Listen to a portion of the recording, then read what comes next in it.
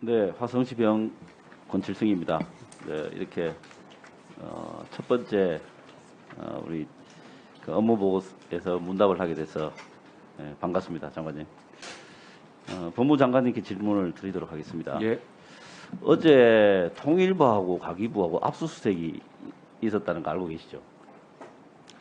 제가 어제 국회 이후에 봐서 보고는 못 받았습니다만 보도로 봤습니다. 네, 예. 뭐 저도 보도로 봤습니다. 이제 그 내용이 보면 전임 정부에서 임명된 산하기관장에 대한 사퇴 압박 의혹이 있다라고 하는 게 아마 압수수색하게 된 이유라고 알고 있는데 그 정도까지는 알고 계시죠? 제가 솔직히 그 부분은 저는 저 서해 사건, 동해 사건 말씀하신 줄 알았는데 그 부분은 과기부하고 통일부요 어제. 네. 예, 뭐 이건 뭐 말씀하십시오. 보도된 내용이니까 예, 사실입니다. 말씀해 주십시오. 예. 근데 그 내용을 보면 이제 그 장관으로부터 사퇴했으면 좋겠다라고 하는 전화를 받았다라고 하는 당사자의 주장, 그걸 아마 확인하겠다라고 하는 것 같습니다. 근데 지난달에 우리 민주당의 우상호 비대위원장이 이런 이야기를 하셨어요. 전현희 권익위원장이 사퇴 압박을 받았고 사퇴 압박을 전화 통화한 사람이 누군지도 안다. 이렇게 공개적으로 발언을 한 적이 있습니다. 그 내용도 알고 계시죠? 제가 못 봤는데요. 만약 그런 사람이 있으시면 밝히시면 될 것 같습니다. 예, 그러니까 그 내용을 알고 계시죠? 아니 저 그 얘기 지금 저 의원님 말씀 듣고 지금 처음 알았어요. 근데 저 장관님, 저 법무부 장관이시지만 예. 이 정무적인 사건에 대해서도 관심을 가지고 계속 이렇게 좀 그 내용을 파악하고 계셔야 됩니다. 아유, 제가 그 좀 부족한데요. 말씀하신 취지 잘 이해해서 앞으로 그렇게 하겠습니다. 예, 모른다고 하시니 제가 좀 말문이 막히네요. 근데 그건 알고 계셔야 됩니다. 예, 사실 모르니까 모른다고 말씀드렸습니다만 네, 그렇게 알고 말씀해 계셔야 주시면 제가 지금 듣고 말씀드리겠습니다. 그 앞으로는 그런 부분들 좀 계속 좀 추적해서 내용을 좀 파악을 하십시오. 잘 보완하겠습니다. 예, 그 다음에 이제 그러면 제가 드린 이 두 가지 사안을 한번 비교를 해봤으면 싶습니다. 또 법률가로 오래 계셨으니까 판단이 일반인들보다는 훨씬 정확하지 않을까 싶습니다. 처음에 제가 말씀드린 장관에게 당사자가 그런 전화를 받았고 그 당사자의 주장이라고 하는 그걸 확인하기 위한 것하고 제가 두 번째 말씀드린 우리 우상호 비대위원장이 공개적으로 통화자가 누구지도 안다고 할 정도로 이야기한 것, 저는 제가 봤을 때는 그 권익위원장에게 사퇴 압박 들어온 게 훨씬 더 명백해 보이는데 장관님 견해는 어떻습니까? 의원님, 사퇴 관련한 직권남용 사건의 경우에는 그게 이제 어느 정도의 실질적인 압박, 그러니까 그러지 않았을 경우 어떤 조치가 있을 것인지 그런 부분들이 중요하거든요. 굉장히 여러 가지 요소가 있는데요. 일반론으로 지금 말씀하신 것처럼 일반론으로 어떤 일단 이쪽은 수사가 진행 중인 무슨 거고 말씀이신지 이쪽은 알겠습니다. 말씀이니까 어떤 사실을 전제로 말씀드리는 것이 특히 법무부 장관 입장에서 말씀드리는 것이 좀 부적절한 면이 있습니다. 다만 이제 그 직권남용 사건에서 특히 사퇴 압박 관련해서 어떤 경우에 직권남용이 되는지는 지금 물론이죠. 법적인 판단이 이 김은경 사건에서 이미 명확하게 기준이 나와 있습니다. 예, 그러니까 수사가 필요해 보이지 않느냐 이건 겁니다. 고소고발이 있다면 할 수 있을 것 같습니다만 제가 그걸 가지고 수사 예, 필요성을 제가 그러니까 말씀드릴 수는 없을 것 그 같습니다. 고소 고발이 없어도 충분히 인지가 된다면 어쨌든 수사의 필요성은 있어 보인다는 말씀이시네요. 아니요, 그런 건 아니고요. 만약에 우상호 그 위원장님께서 어떤 확실히 아는 범죄적인 사실이 있다면 그걸로 뭐 고소고발 같은 거 하실 수 있을 것 같습니다. 그렇다 다만 그 사안이 제가 뭔지 모르니 그걸 넘겨짚어서 그게 죄가 된다, 안 된다 이렇게 말씀드린 건 제가 주제는 없는 일 같고요. 뭐 거기까지는 말씀하실 수 없겠죠, 당연히. 예. 수사의 필요성에 대해서만 제가 말씀드린 거고. 그다음에 우리 권성동 원내대표님께서는 대통령이 바뀌었으면 국정과제에 동의하지 않는 분들은 자리에서 물러나는 게 정치 도의상 맞다, 이런 말씀도 하셨어요. 이것도 혹시 처음 들으시는 이야기인가요? 근데 그게 그 어떤 범죄적인 측면, 전 법무부 장관이니까 말씀드리면 이게 본인이 아니요, 직권에 있어서 의견을 이런 얘기하는 이야기를 거니까요. 했다는 것을 아시나요? 그건 제가 보도를 본 것 같습니다. 예, 그렇습니다. 이거 뭐 굉장히 부적절해 보이는데 견해가 어떻습니까? 그 정무적 판단을 법무부 장관에게로서 제가 드리는 것은 적절하지 않습니다. 법리적으로도 굉장히 부적절한 거 아닌가요? 법리적으로는 그게 어떤 직근 상사라든가 업무 관계가 있는 게 아니기 때문에 의견을 얘기할 수 있는 거라고 생각합니다. 이렇게 공개적으로 이야기하는 건 아무 관계 없는 겁니까? 법적으로?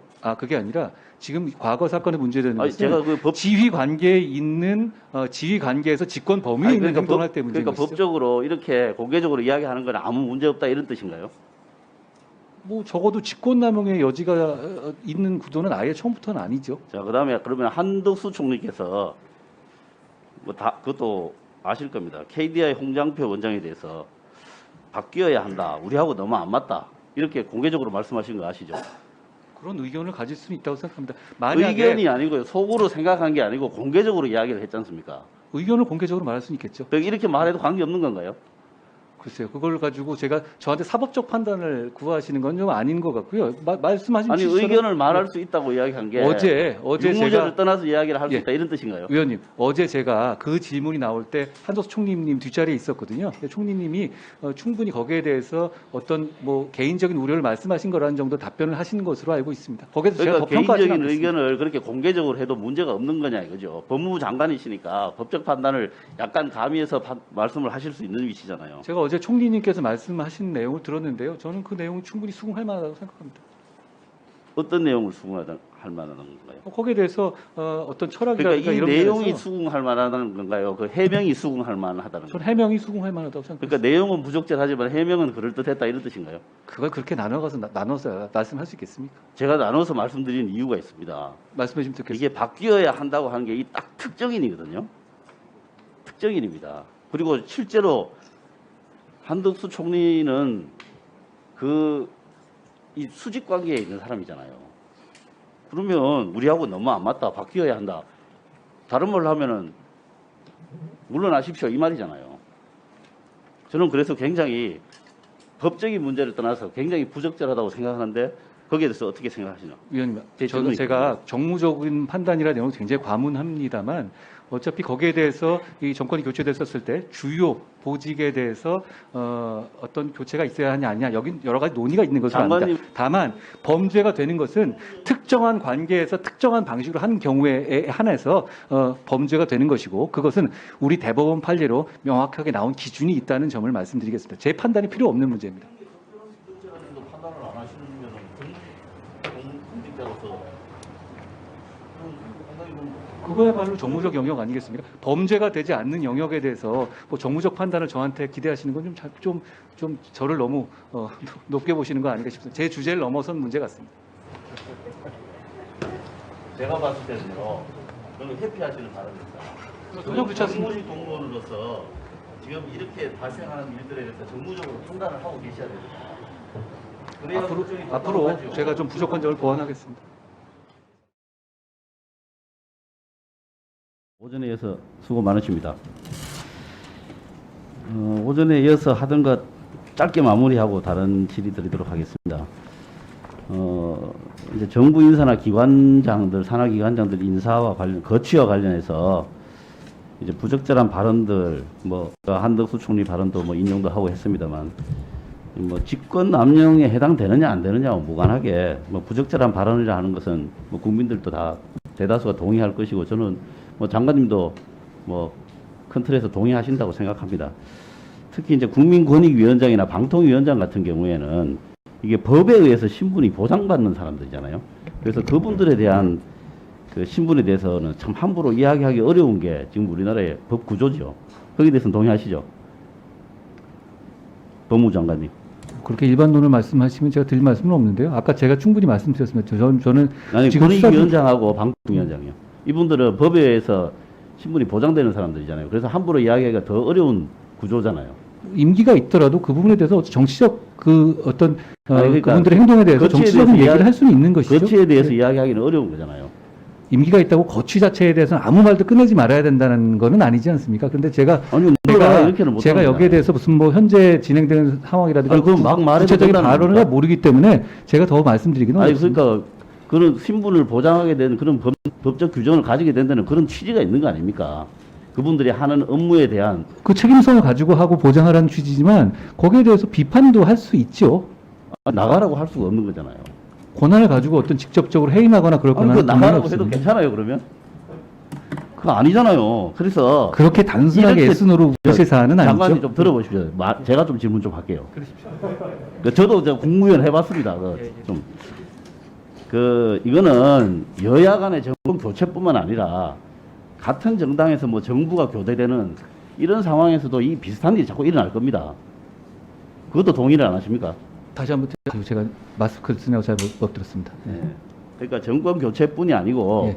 뭐 같은 당 내에서 이 정부 당국자가 교대가 되는 그런 상황이 돼도 이와 비슷한 일들이 생길 겁니다.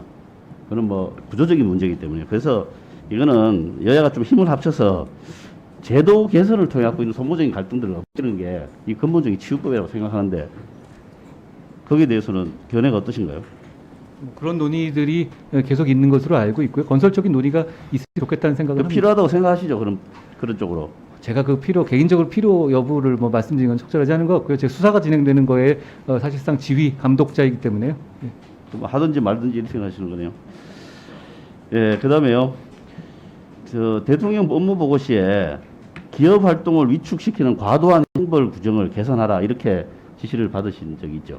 예, 아까 말씀드린 것처럼 기재화하고 있는 경제활동 TF 활동을 내실 있게 하라는 예. 취지의 지시였습니다. 제가 약간 이제 좀 더 구체적으로 좀 여쭤보고 싶은 게요. 혹시 이제 염두에 둔 법이라든가 케이스 또 구체적으로 어떤 걸 생각하고 계시는지 조금 듣고 싶었어요. 지금 그것을 도대체 그 방향을 그렇게 잡아놓은 상태에서 지금 1회 회의를 하면서요. 각 부처가 여러 부처가 관여하는 거기 때문에 지금 회의의 초기 단계입니다. 그래서 네. 구체적으로 어떤 법을 어떻게 바꾸겠다는 네. 얘기까지 나오지는 않았습니다. 예, 제가 이제 뭐 조언 삼아 하나 드린다면요. 예, 이게 이제 흔히 기업하기 좋은 나라 이런 이야기들을 하면서 예. 이게 이제 뭐 금과옥조처럼 되어 있는데 이게 그렇게 간단한 이야기가 아니거든요.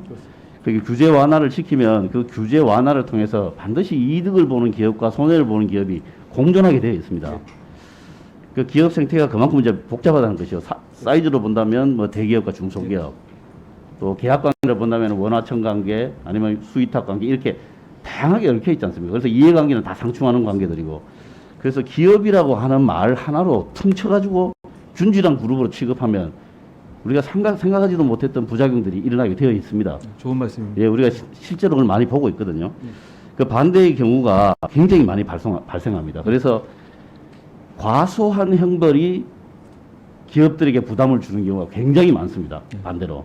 그 대표적인 케이스가 이제 기술 탈취와 관련된 예. 여러 가지 판결들을 보면은 이제 기술 탈취와 관련해서는 정말 그 억울한 사연들이 많은데 그거를 이제 문제를 제기했다가는 뭐 거래가 끊긴다든가 또 그 다음에 이 증거를 수집하는 과정들이 거의 불가능하기 때문에 사실은 포기하는 경우가 많습니다. 그래서 그런 것들이 적발되거나 할 경우에는 정말 엄벌에 처해야 됩니다. 그래서 필요한 부분을 그 뭐 이렇게 규제를 완화하고 형벌 규정을 개선하는 건 좋습니다만 그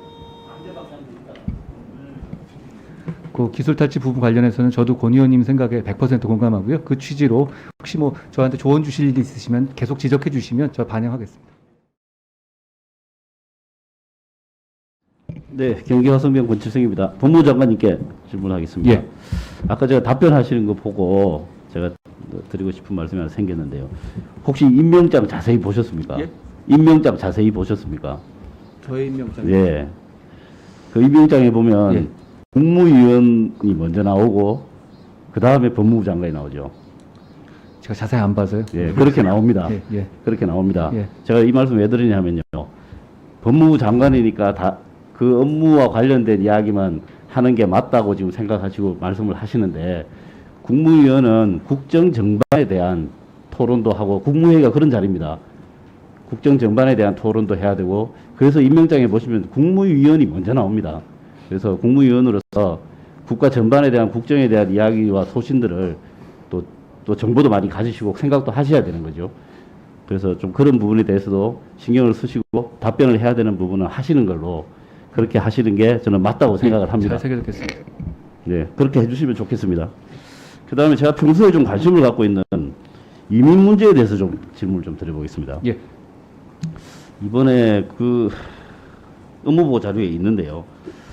그동안 정부, 역대 정부가 저출산, 뭐 요즘은 저출생이라고 이야기하죠. 그런 대책들을 많이 세우고 있는데 실제 효과를 봤다고 말하기는 좀 어렵습니다.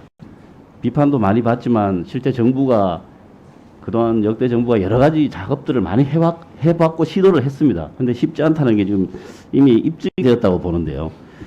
그렇다면 이제 이민에 대한 문제를 검토해야 된다라고 하는 게 이제 저 생각인데, 지금 범정부 TF가 있다고 지금 보고서에 나와 있거든요. 주무부처가 혹시 어딘가요? 그 TF가 사실 큰 틀에서는 한 3개 정도가 있거든요. 근데 실질적으로는 법무부와 주무부처인 경우도 있고 노동부가 있는 경우도 있고 여러 나눠져 있습니다. 그래서 지금 전체적으로 이 부분을 하나로 통합하고 컨트롤타를 만드는 작업이 필요하다고 생각합니다. 예, 이거는 그 나눠져서는 소리만 요란하고 그렇습니다. 별로 결과가 없을 것 같습니다. 그 부분은 뭐 주무부처가 어디가 됐든 그 통합을 하는 게 맞는 것 같고요. 그 다음에 그 장관님이나 저 법무부에서는 이민 대상 타겟을 정해놓고 넓히자는 건지, 아니면 전체 양은 유지하자는 건지, 아니면 현재 유지 상태에서 관리를 좀 더 치밀하게 해보자고 하는 것인지, 그 부분이 좀 내용이 없어요. 예. 이 부분에 대해서 뭐 간단하게 개략적인 그림이 있으면 한번 말씀을 해보시죠. 이민정책에 대해서 이민정책을 지금까지 체계적으로 수립하지 않은 상태가 굉장히 오래 지속된 건 맞고, 위원님 말씀처럼 대단히 중요한 정책이라고 생각합니다. 그 부분에 대해서 저희가 체계적으로 연구할 체계를 갖추자는 게 1번이고요. 그리고 그렇게 이제 문제 제기를 한 상태에서 다양한 의견을 수렴해서 이민 정책을 세우자는 뜻입니다. 정확하게 말하면 이민을 언제까지 어떻게 받겠다, 어떻게 구성하겠다, 이런 정책이 지금 청사지로 나와 있는 상태는 아닙니다. 그 부분도 여러 가지 가능성이 있다고 봅니다. 그게 여러 부처가 같이 조인트해서 했을 문제고요. 외청으로 하게 되면 적어도 이게 저는 이런 문제가 있다고 생각합니다. 그동안에 법무부 산하에 있음으로 인해 가지고 그 우선순위에서 많이 밀렸고, 독립된 외청으로 엘리트들을 많이 모아서 연구할 수 있는 조직을 만들어서 독립적인 어떤 위상을 갖춰준다면 이게 이민 정책과 이주 정책을 담당하고 전담하고 책임지는 데는 큰 역할을 할 수 있을 것 같다는 생각이 듭니다. 어려운 주제입니다만 하여튼 저도 중요하고 우선순위를 둬야 될 문제라고 생각하고 있습니다. 많이 도와주십시오.